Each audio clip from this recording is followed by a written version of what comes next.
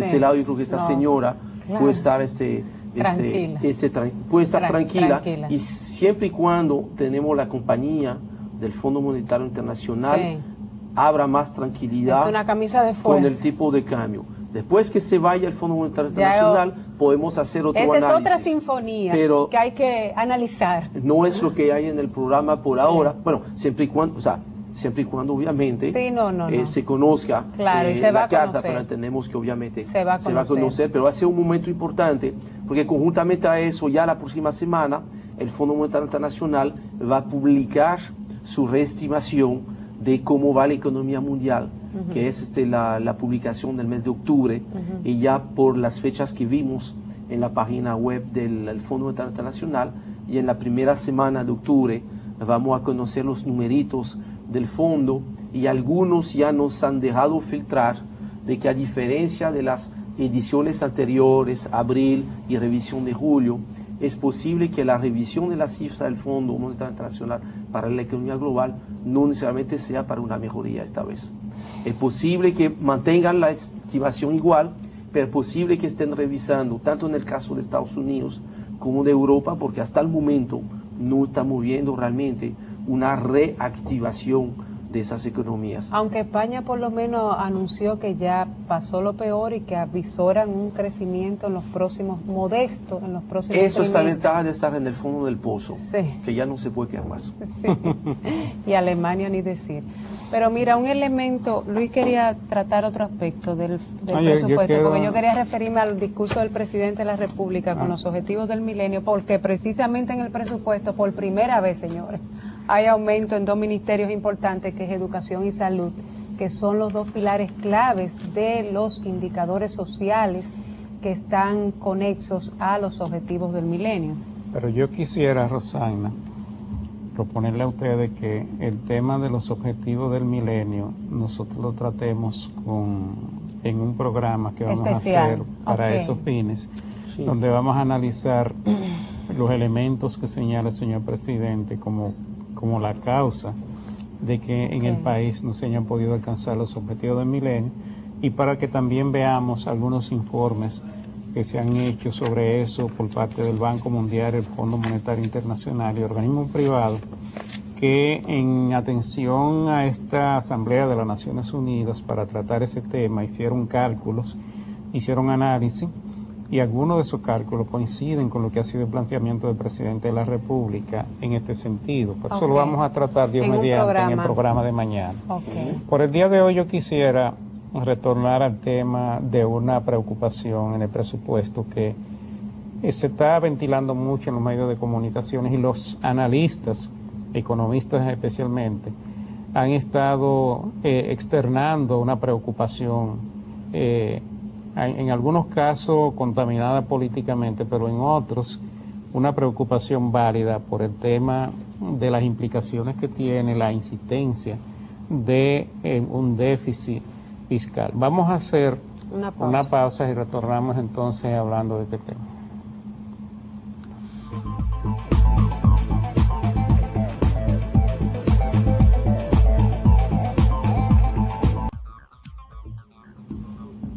Bien amigos, como le decíamos al cierre de la sección anterior, vamos a continuar conversando del presupuesto y de sus resultados deficitarios y de las implicaciones que tiene. Dice Bernardo Vega en el artículo que hemos mencionado que un déficit en el 2011, en lugar de un superávit, hará que la proporción de la deuda aumente más. Para el año que viene, lo sigo citando, el gobierno ya ha anunciado bonos soberanos entre 500 y 750 millones, más recursos de organismos internacionales. En vez de austeridad, se convenció al fondo de que nos permita más financiamiento y se echó para atrás el compromiso de aumentar la tarifa eléctrica, Henry, lo que incrementa el déficit de la CDE y el correspondiente subsidio fiscal. lo que también aumenta el déficit del gobierno, ¿quién lo resolverá con más financiamiento? Salvo la gerencia de los chilenos, que se tienen unas expectativas ahí crecientes de lo que sería la Vamos a ver, porque para eso no solamente se necesita gerencia, se necesita voluntad política y una decisión inusitada, yo diría, en este país, de resolver ese problema que nunca ha existido. O sea, gerentes van y gerentes vienen, pero el problema sigue ahí, cada día profundizándose más. O sea, que no es un asunto solamente de traer gerentes de otros países, que ha sido aparentemente una exigencia de organismos internacionales para descontaminar políticamente el tema.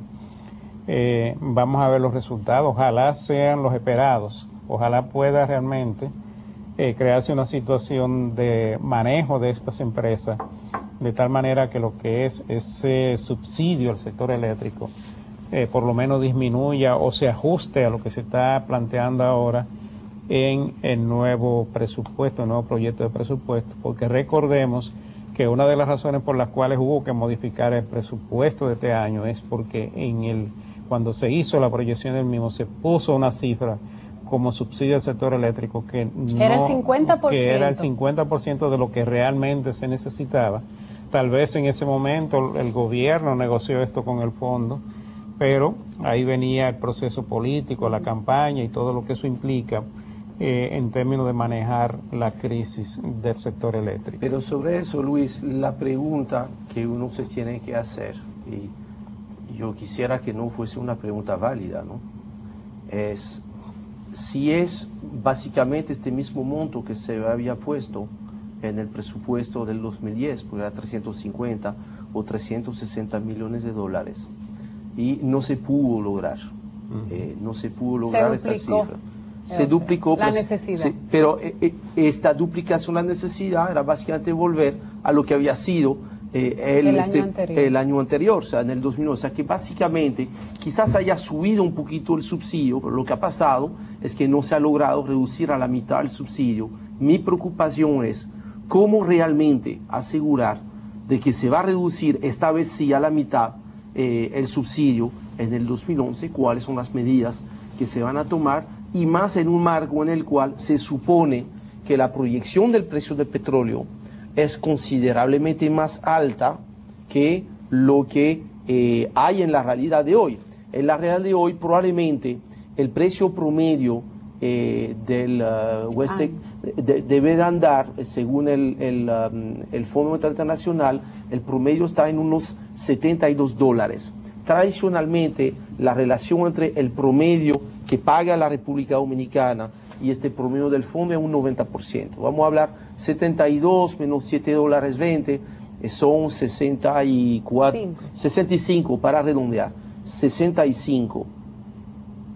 Si vamos a estar hablando de que el promedio va a pasar de 65 a 83.50, estamos hablando $18 más. Recuerden la relación, $18 lo tengo que multiplicar por 48 millones de dólares, porque por cada dólar que sube el precio del crudo, sube la factura de petróleo de la República Dominicana en 48 millones de dólares. Estamos hablando de casi $1.000 millones de dólares más que habrá que buscar en la balanza de pago. Y una parte de eso va al subsidio, porque hay un estudio que se publicó, pero no lo puede conseguir hoy, que relaciona, un estudio muy interesante que se hizo en el Ministerio de Economía hace 3 años, que mostraba una relación entre el precio del crudo y el monto del subsidio. Entonces, frente a esto...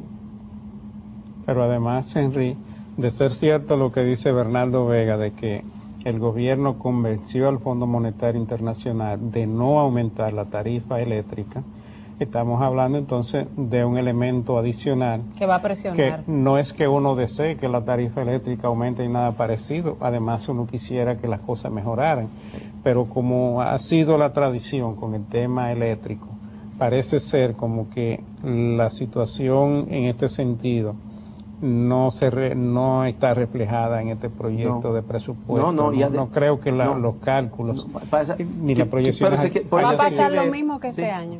Y que por eso que hay que ver bien los detalles, con el agravante que por lo menos este año hubo, cierta flexibilidad, fue más fácil probablemente buscar financiamiento 1,